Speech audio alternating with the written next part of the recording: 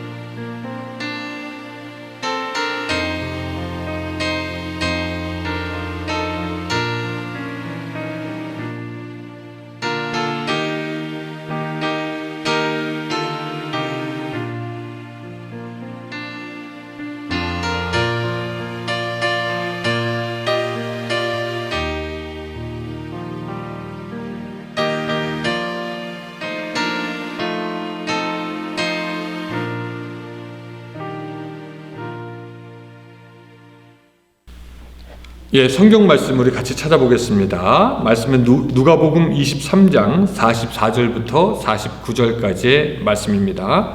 우리 성경책 갖고 오셨죠? 예, 다 같이 한번 좀 찾아보겠습니다. 누가복음 23장 44절부터 49절까지의 말씀입니다. 예, 제가 여러분들 위해서 같이 한번 읽을 텐데요. 우리 식구들이 같이 한 목소리로 읽었으면 좋겠습니다. 44절 제가 읽겠습니다. 때가 제6시쯤 되어 해가 빛을 잃고 온 땅에 어두움이 임하여 제9시까지 계속하여 성소의 휘장이 한가운데가 찢어지더라. 예수께서 큰 소리로 불러 이르시되 아버지여 내 영혼을 아버지 손에 부탁하나이다 하고 이 말씀을 하신 후 숨지시니라. 백부장이 그 된 일을 보고 하나님께 영광을 돌려 이르되 이 사람은 정녕 의인이었도다 하고 무리를 구경하러 모인 무리도 그 된 일을 보고 다 가슴을 치며 돌아가고 예수를 아는 자들과 갈릴리로부터 따라온 여자들도 다 멀리 서서 이 일을 보니라. 아멘. 자, 오늘이 누가복음 23장 44절부터 49절까지의 말씀을 보고 우리가 은혜를 좀 나누려고 합니다. 여러분, 2017년도 8월 21일 날 여러분들 무엇을 하셨는지 기억나십니까? 그때 이 미국에 있는 이 천문학자들은 아주 난리를 쳤습니다. 왜 난리를 쳤냐면은 99년 만에 환상의 우주소를 볼 수 있다라고 했기 때문입니다. 뭐냐면은 서부 오레곤주에서 21일 오전 10시부터 시작해서 90분 만에 동부 사우스캐롤라이나에 이렇게 미 대륙을 횡단하는 일식이 일어났기 때문입니다. 개기 일식이 일어났기 때문입니다. 그래서 사람들이 이와 같은 광경을 다시 한번 볼 수 없을 것이다 라고 막 그렇게 떠들썩거렸습니다. 그리고 아마 이제 2045년도가 돼야지 그러한 모습을 또 볼 수 있다라고 사람들은 이야기합니다. 저는 그때 어디 있었냐면은 바로 그 개기일식이 지나가는 그 바로 머리 위에서 지나가는 그 지점이 있었기 때문에 그것을 굉장히 뚜렷하게 경험할 수 있었습니다. 주위에 갑자기 어두움이 찾아오기 시작했습니다. 근데 그 어두움이 밤이 돼서 어두워지는 것과는 좀 틀렸습니다. 우리가 마치 꿈에서 보는 어두움처럼 사물이 분명히 보이지만 또 어두운, 이렇게 말로 표현하기 어려운 그런 어두움이 있었습니다. 어떤 사람들은 그렇게 갑자기 변하는 태양의 모습에서 경외감과 두려움을 느낀다라고 하기도 하더라고요. 오늘 우리 주님이 십자가에 달려 돌아가실 때도 그와 비슷한 현상이 벌어졌습니다. 본문의 44절에 보면은 이렇게 나와 있죠. 때가 제6시쯤 되어 해가 빛을 잃고 온 땅에 어두움이 임하여 제9시까지 계속하며 라고 기록되어 있습니다. 유대인들의 6시는 우리 시간으로 말하면 정오 12시를 말합니다. 이 구절을 보고 안 믿는 사람들은 아마 그때 개기일식이 일어난 것이 아닌가라고 얘기하지만 그것은 절대로 일식이 될 수 없습니다. 왜냐하면 당시의 유월절은 일식이 불가능한 만월때에 지켜졌기 때문입니다. 그날 해가 이른 현상은 인류의 죄악의 상태를 보여주는 어둠이며 또 예수 그리스도 하나님의 독생자가 인류의 죄와 저주를 대신하여 죽어가고 있는 것을 보고 있는 하나님이 하늘을 통해서 보여주신 당신의 마음일 뿐만 아니라 이제 장차 다가올 심판에 대한 상징과 경고가 된다라고 할 수가 있습니다. 오늘은 우리가 그날에 있었던 예수 그리스도의 십자가의 죽음이 오늘 우리에게 어떤 것을 의미하는지 한 3가지로 간략하게 정리해서 이야기하려고 합니다. 오늘 내용은 어떻게 보면 조금 어려울 수도 있을 것 같습니다. 조금 교리적인 부분이 될 수도 있고요. 그래서 여러분들 좀 잘 들어주시기 바랍니다. 자, 예수 그리스도의 그 십자가의 죽음, 어떤 의미가 있는가? 첫 번째, 이 십자가의 처형은 세상죄를 지고 가는 어린 양의 속죄 제사의 날이 되겠습니다. 우리가 잘 알지만 옛날 이스라엘 백성은 죄를 지었을 경우에 하나님이 그들이 죄악으로 멸망당하는 것을 원하지 않으셨기 때문에 그들의 죄를 속할 수 있는 방법으로 속죄 제사를 알려주십니다. 기본적으로 이 속죄 제사는 어떤 사람이 죄를 지었을 경우에 양이나 소를 제사장에게 끌고 오고 그 사람은 자기의 손을 제물 머리 위에 둡니다. 그리고 그때 그 인간의 죄가 제물에게로 가는 것이죠. 그것을 여호와 하나님 앞에서 잡게 됩니다.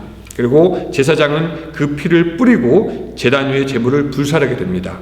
그러면 사람의 죄 대신에 제물이 죽은 것이고, 그로 말미암아 인간은 죄에서 용서함을 받을 수가 있었습니다. 하나님의 심판을 면하게 되는 것이죠. 우리가 잘 알지만 성경에 이런 말씀이 있습니다. 죄의 삭은 사망이다.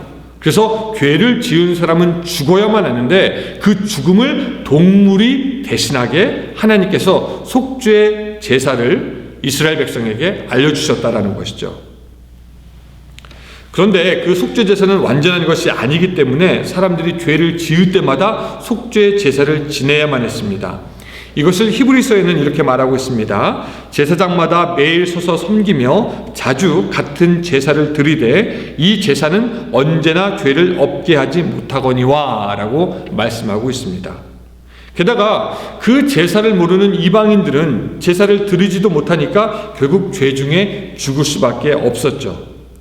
그래서 하나님은 당신의 아들을 어린 양으로 삼아 그의 죽음을 통해 인간의 모든 죄악을 완전하게 용서하시기를 원했습니다.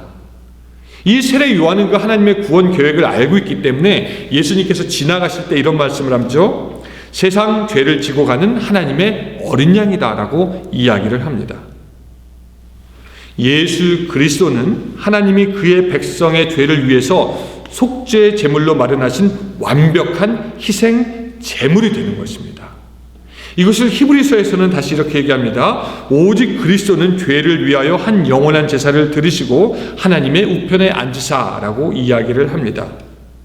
그래서 이 골고다의 언덕, 예수님께서 십자가에 달리신 그것은 믿지 않는 사람들 눈으로 볼 때는 그저 십자가의 처형을 받는 곳이었지만, 하나님의 눈으로 볼 때는 인간의 죄 때문에 죽게 될 어린 양이 죽어서 제물로 드려지는 제단이었습니다. 예수님께서 죽으시는 그날 인류 전체를 위한 속죄 제사의 날이 되었던 것입니다. 그래서 그날이 사실 우리에게는 굉장히 감격적인 날입니다. 왜냐하면 죄 때문에, 나의 죄 때문에 내가 죽어야 하는데 다른 누군가 내 죄를 위해서 죽었기 때문입니다. 그래서 우리 인간에게는 사실 그날이 행복한 날입니다. 죄의 저주가 더 이상 인간에게 있지 아니하고 하나님의 무서운 심판을 피하게 되었기 때문입니다. 그러나 그날이 예수 그리스도 본인에게는 극도의 고통인 십자가의 처형을 감당해야 하는 날이었고요. 하나님 아버지에게 온전히 순종하여서 기꺼이 죽어야만 하는 날이었고요. 그 고통이 너무나 극심하기에 예수님은 마태복음에 보니까 이렇게 얘기합니다. 엘리 엘리 라마 사박다니, 나의 하나님 어찌하여 나를 버리셨나이까 크게 소리 지르십니다. 예수님은 바쁘신 사역의 중간에도 항상 기도하시며 아버지와의 관계를 계속해서 이어가시던 분이었습니다. 하나님도 예수님에 대해서 뭐라고 말씀하시냐면은 내 사랑하는 아들이요 내 기뻐하는 자라라고 고백하는 거 보니까 그 두 분은 아버지와 아들로서 완벽한 사랑의 관계였지만, 그날만큼 예수님은 인류의 죄에 대한 분노와 심판으로 죽어가는 제물이었고, 하나님은 아버지지만 그 죽음을 허락해야 하는 재판장의 입장이었습니다. 그렇기에 예수님은 하나님에게 아버지라고 부르지도 못하고 그날 그냥 하나님이여 라고 부르면서 고통당한 것을 우리가 볼 수가 있습니다. 사랑하는 여러분, 이것이 너무나 기가 막히고 놀라운 이야기입니다. 천지를 지으신 하나님이 당신의 인간을 사랑하기 때문에 자기의 아들을 죽여서 속죄 제물로 삼았다라는 것입니다. 우리들 상식으로 말할 것 같으면 누구든지 잘못하면 그 사람이 벌받아야 합니다. 내가 잘못했는데 다른 사람이 벌을 받는다는 것도 이치에 맞지 않고, 내가 잘못했는데 다른 사람이 벌을 받는다는 것도 이치에 맞지 않고, 다른 사람이 잘못했는데 내가 벌 받는 것도 말이 안 됩니다. 그러나 우리 하나님께서는 인간을 사랑하시기에 말도 안 되고 이치에도 맞지 않는 놀라운 은혜를 우리에게 베푸시는 것입니다. 그래서 우리 대신 당신의 아들을 십자가에서 죽여 속죄 제물로 삼으신 것입니다. 이런 것을 생각할 사람도 없고 이런 일을 한 신도 없었습니다. 오직 하나님께서 우리를 위해서 베푸신 사랑의 계획, 구원이었습니다. 아담과 하와가 범죄한 이후에 죄는 우리에게 들어왔고 이것은 바이러스보다 더 강하게 퍼져나가서 아담의 모든 후손들을 범죄케 하였습니다. 그러나 하나님은 예수 그리스도가 십자가에서 흘린 그 피를 백신으로 삼아서 죄의 모든 영향력과 저주를 끊으셨고 우리를 자녀 삼으셨습니다. 그래서 예수님께서 십자가에 달려 돌아가신 그 날은 십자가의 처형이고 골고다 언덕의 처참한 시간들이었지만 오늘 우리에게는 은혜의 시간이 되고요. 성경은 이 사건에 대해서 이렇게 말씀하고 있습니다. 모든 사람의 죄를 범하였음에 하나님의 영광에 이르지 못하더니 그리스도 예수 안에 있는 속량으로 말미암아 하나님의 은혜로 값없다 의롭다 하심을 얻은 자가 되었느니라 라고 우리에게 말씀하고 있습니다. 세상에는 그 십자가의 처형이 우리를 위한 어린 양의 속죄의 제삿날이라는 것을 믿는 사람과 믿지 않는 사람, 그렇게 둘로 나뉩니다. 이 날이 속죄의 제삿날이라는 것을 믿는 사람은 그 속죄의 큰 은혜가 임하는 것이고 믿지 않는 사람들에게 있어서 이 날은 어떤 남자의 죽음에 불과한 것이죠. 그렇다면 사랑하는 여러분들은 어느 쪽입니까? 이 속죄의 제사가 여러분들의 죄를 위한 것이고 여러분들이 그것 때문에 구원 받으셨습니까? 아니면은 그냥 어떠한 한 남자의 죽음, 나와는 관계없는 사람의 죽음입니까? 오늘 이 날이 속죄 제사의 날이고 그 은혜가 나에게 임했다라는 것을 믿음으로 말미암아 하나님의 구원이 여러분들에게 임하기를 주님의 이름으로 축원합니다. 두 번째, 이 십자가의 처형으로요 우리는 하나님께 나아갈 수 있는 길이 열렸습니다. 이 45절에 보면은 성소의 휘장이 한가운데가 찢어졌다라고 나오고요. 이 동일한 말씀이 마태복음과 마가복음에는 뭐라고 나오냐면은 성소 휘장이 위에서부터 아래로 찢어졌다라고 그렇게 나와 있습니다. 여러분, 이 성소 휘장이 무엇인지 잠깐 좀 여러분들에게 설명을 드려야 할 것 같습니다. 우리가 성전이라고 할 것 같으면은 제사 지내는 단을 포함해서 건물 전체를 말하는 것이고요. 그 성전 안에는 성소가 있습니다. 성소는 제사장들이 들어가서 제사에 필요한 모든 일을 하는 것이고요. 거기에는 촛대, 떡상, 분향단 그런 여러 가지 것들이 있습니다. 근데 그 성소는 두 개로 다시 나누어서 그냥 성소와 지성소, 가장 거룩한 지성소가 있는데 그 지성소 안에는 언약궤가 놓여 있습니다. 그 언약궤 위에는 순금으로 이렇게 자리를 만들어서 우리의 죄를 속죄해 주시는 하나님의 은혜가 임하는 자리라고 해서 우리는 시은좌라고 부르기도 합니다. 그리고 하나님은 어디에 계시냐면은 그 지성소 안에 임재하셔서 우리를 만나 주십니다. 하나님이 계시는 그 거룩한 곳이 지성소니까 거기는 지극히 거룩한 곳이고 하나님의 임재가 있는 곳이라서 아무나 거기 갈 수 없고 오직 1년에 딱 한 번 대제사장이 그곳에 들어갑니다. 대제사장이 거기에 들어갈 때도 그냥 들어가지 못하고 자기를 정결케 하고 들어가야지만 죽는 것을 면할 수가 있는 것입니다. 그렇게 거룩한 곳이니까 사람들이 아무나 들어가지 못하고 아무나 그곳을 보지 못하도록 휘장으로 거기를 지성소와 성소를 이렇게 나누어 놓습니다. 여러분, 이 성소의 휘장은 즉 지성소와 성소를 나누는 그 휘장은 우리가 생각하는 그냥 커튼이 아닙니다. 24개의 실로 꼬아 만든 줄 72개를 모아서 섞어서 만든 천입니다. 그래서 그 기록에 의하면은 이 휘장의 두께는 9cm가 된대요. 그러니까 거의 사람의 손바닥만한 두께고요. 휘장의 길이는 22m 정도가 되고요. 휘장의 넓이는 11m가 됩니다. 그래서 이것이 엄청나게 크고 두꺼운 천입니다.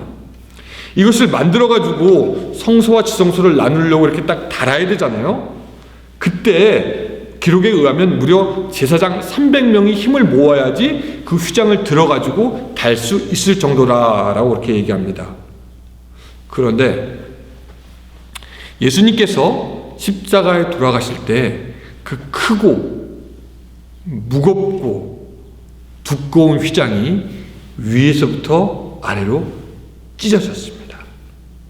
아래서 위로 찢었다면 사람이 찢은 거라고도 할 수 있겠지만, 아니 사람이 찢을 수도 없을 정도로 두꺼운 것이지만 성경에 의하면 이것이 위에서부터 아래로 찢었습니다. 이것은 뭐냐면은 하나님께서 찢으셨다라는 것을 말씀하는 것이고요, 스스로 당신의 존재를 사람들에게 나타내었다라는 것을 말씀하는 겁니다. 지성소, 하나님께서 임재하셔서 지극히 거룩하고 지극히 신비한 곳, 1년에 한 번 대제사장만 갈 수 있었던 그런 영광스러운 곳이 이제 모든 사람에게 오픈이 된 것입니다. 휘장이 가렸기 때문에 이제까지는 아무도 갈 수 없었고 볼 수도 없었지만, 이제는 누구나 담대하게 가서 볼 수 있고 하나님의 임재를 눈으로 경험할 수 있게 되었다라는 것이죠. 여러분, 1년에 한 번 선택받은 사람이 갈 수 있던 것이 모든 사람에게 열려졌다라는 것이 무엇을 의미하는 것일까요? 이것은 예수 그리스도로 말미암아 하나님께서 우리가 하나님께 갈 수 있도록 허락하셨다라는 것이고, 예수 그리스도로 말미암아 하나님께 갈 수 있는 직통, 다이렉트로 갈 수 있는 길이 열렸다라는 것을 의미합니다. 말씀드렸지만 우리는 죄인이라서 하나님 앞에 설 수가 없습니다. 그저 동이 서에서 먼 것처럼 우리는 그 하나님의 영광스러운 존전에 갈 수 없지만, 예수 그리스도의 죽음으로 말미암아 우리가 의인이 되었기 때문에 하나님 앞에 담대하게 나갈 수 있게 된 것이고요, 이것을 히브리서 10장 19절 20절에 이렇게 말합니다. 그러므로 형제들아, 우리가 예수의 피를 힘입어 성소에 들어갈 담력을 얻었나니 그 길은 우리를 위하여 휘장 가운데로 열어놓으신 새롭고 산 길이요 라고 말씀하고 있습니다. 간혹 어떤 분들은 목사나 사제나 성직자나 아니면 믿음이 있어 보이는 어떤 그런 분들을 의지하려는 경향이 있고, 그런 분들을 과신하는 경향이 있습니다. 여러분 한번 좀 생각해 볼까요? 여러분의 자녀가 여러분들에게 가서 요청하고 싶은 것이 있고, 바라는 것이 있고, 이야기하고 싶은 것이 있는데, 옆집 아저씨에게 와가지고 아저씨 우리 아빠한테 좀 같이 가주세요 라고 말한다면 여러분들은 어떻게 생각하겠습니까? 저 집에 문제가 있는 것이 아닐까? 저 집에 아빠와 아들 사이가 좀 이상한 것이 아닐까? 라고 생각할 수가 있을 겁니다. 여러분, 주로 이단들은 어떻게 하냐면은 자기가 하나님의 심부름꾼이니 대리자니 자기가 중간에 껴가지고 그 독점적인 지위를 가진 사람으로 자기를 홍보합니다. 나를 통해야지 하나님께 갈 수 있다라는 식으로 이야기를 합니다. 여러분, 꼭 무당이 그렇게 해요. 무슨 처녀 귀신이든지 동자 귀신이든지 누구를 만나려면 자기를 꼭 통해야 된다라고 합니다. 심지어는 어떤 목사나 사제들도 자기들을 통해서 기도하면 무엇이 더 기도가 잘 될 것이라고 이야기하는 사람도 있는데, 여러분 그것은 철저하게 잘못된 겁니다. 하나님께서는 예수 그리스도를 통해서 우리 모두 다가 하나님께 나아갈 수 있는 완벽하고 온전한 길을 여셨습니다. 이 세상에 어느 누구도 우리의 중보자가 될 수가 없고 대리자가 될 수 없고 소용이 없고 무의미합니다. 예수 그리스도 외에는 어느 누구도 특별하지 않고 그 누구에게도 독점적인 지위가 허락되지 않았습니다. 오늘 우리는 그저 담대하게 우리 아버지 앞에 나아갈 수 있는 것이고, 우리를 도울 수 있는 사람은 사실 없습니다. 그냥 하나님이 우리를 초청하셨기 때문에 우리는 하나님께 예수 그리스도의 피로 말미암아 담대함을 가지고 나아가면 되는 것입니다. 이미 머리털까지 다 헤아리신 우리의 하나님이 우리의 약한 것을 다 알고 계시고 다 듣고 계시기 때문에 여러분들도, 아니 저도 다 똑같이 그저 하나님 앞에 나가서 우리가 간구할 수 있게 되는 것이고 하나님을 만날 수 있게 되는 것입니다. 누가 옆에서 같이 빌어줄 필요가 없다라는 것이죠. 그래서 히브리서 4장 16절은 오늘 우리에게 이렇게 말씀합니다. 우리는 긍휼하심을 받고 때를 따라 돕는 은혜를 얻기 위하여 은혜의 보좌 앞으로 담대히 나아갈 것이라 라고 말씀하시면서, 오늘 너가 하나님 앞에 나가서 은혜를 받으라 라고 우리에게 말씀하십니다. 사랑하는 여러분, 이 은혜를 여러분들이 좀 누렸으면 좋겠습니다. 우리가 하나님께 바로 갈 수 있는 그 길로 가서 우리 아버지를 만날 수 있기를 주님의 이름으로 축원합니다. 세 번째, 이 십자가의 처형은 우리에게 새로운 시대를 열어주었습니다. 예수님께서 십자가에 달려 돌아가시기 전에는 어떤 시대였냐면 율법 시대였습니다. 하나님께서 모세를 통해서 주신 율법을 통해서 그 율법을 지킴으로써 사람들이 하나님 앞에서 살아갈 수 있게 되었는데, 근데 여러분 알지만, 여러분 우리가 율법을 100% 지킬 수 있습니까? 그것이 가능하지 않습니다. 근데 그럼에도 불구하고 하나님께서 율법을 이스라엘 백성들에게 주신 이유가 몇 가지가 있긴 있습니다. 예를 들어서 첫 번째, 율법을 통해서 무엇이 죄인지 아닌지 깨닫게 하려고 율법을 주셨습니다. 또 두 번째, 율법은 울타리 같아가지고요, 너희들은 이것만 하면 돼, 여기에 있으면 돼, 이 정도만 하면 돼 같은 것으로 우리가 무엇을 해야 할지 말아야 될지 알려주는 울타리 같은 것이고요. 또 세 번째, 율법을 통해서 우리는 하나님의 성품을 또한 발견할 수 있고 하나님에 대해서 알아갈 수 있습니다. 하나님은 선하신 분이고 정의로운 분이라는 것을 우리가 깨닫게 됩니다. 그래서 하나님께서 우리에게 율법을 주셨어요. 근데 우리의 부패한 성품은 그 율법을 제대로 지키지 못할 뿐만 아니라 율법을 제대로 지킨 사람들은 그 율법을 지킨 것으로 인해서 교만해집니다. 여러분 신약 성경에 보면은 율법 아래 살던 사람은 딱 두 가지예요. 율법을 지키지 못한 죄인이거나 율법을 지킴으로 말미암아 교만해진 바리새인 같은 사람들 우리가 볼 수가 있습니다. 게다가 결정적으로 율법은 우리의 잘못한 것을 지적하고 저주하고 정죄하고 죄를 지을 경우에 우리가 죽어야 한다라고 하는 것이 율법입니다. 말했지만 죄의 삭은 사망이기 때문입니다. 이것이 공의이고 이것이 정의입니다. 죄를 짓는 사람은 죄값을 치루어야 합니다. 그리고 죽음만이 그 대가로 치를 수 있는 것입니다. 그러나 하나님은 우리를 사랑하시기 때문에 우리가 죄 가운데서 죽는 것을 원하지 않으셨습니다. 그렇다고 해서 또한 정의의 하나님이 우리를 그냥 살게 하실 수도 없는 것이죠. 그래서 하나님의 두 가지의 성품이 충돌하게 됩니다. 뭐냐면 하나님의 공의, 정의, 하나님의 자비와 사랑, 긍휼입니다. 우리 죄를 생각하면 우리는 죽어야 하지만 또한 하나님은 우리를 사랑하시기 때문에 죽일 수가 없으셨던 것이죠. 그 하나님의 공의와 사랑, 의와 화평, 긍휼과 진리가 어디에서 만나냐면은 십자가에서 만나게 되고 예수 그리스도의 죽음으로 말미암아 이 두 가지가 온전히 합하게 되었습니다. 그래서 우리는 하나님의 정의에 따라서 심판받지만 예수 그리스도께서 심판을 대신 받으심으로 말미암아 하나님의 사랑이 우리에게 임하였고 하나님은 그 두 가지 성품을 조화롭게 하나로 만드셨던 것입니다. 그래서 예수님께서 십자가에 달려 죽으신 이후에 우리는 더 이상 그 율법의 시대에 살지 않고요, 율법의 지배하에 있지 않고 우리는 새로운 시대, 은혜의 시대에 들어가게 되었습니다. 이미 용서받은 죄인이기 때문에 율법이 우리를 주장할 수 없게 된 것이지요. 그래서 우리는 지금 은혜의 시대에 살고 있습니다.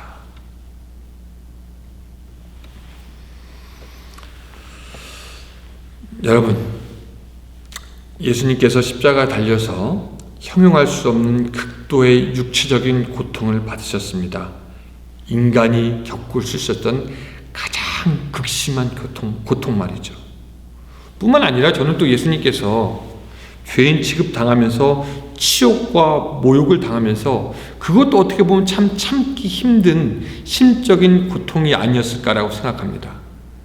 게다가 사랑하는 아버지로부터 버림당하고 죽어야 하는 그 고통이야말로 예수님을 정말로 힘들게 했던 것이 아닐까 생각됩니다.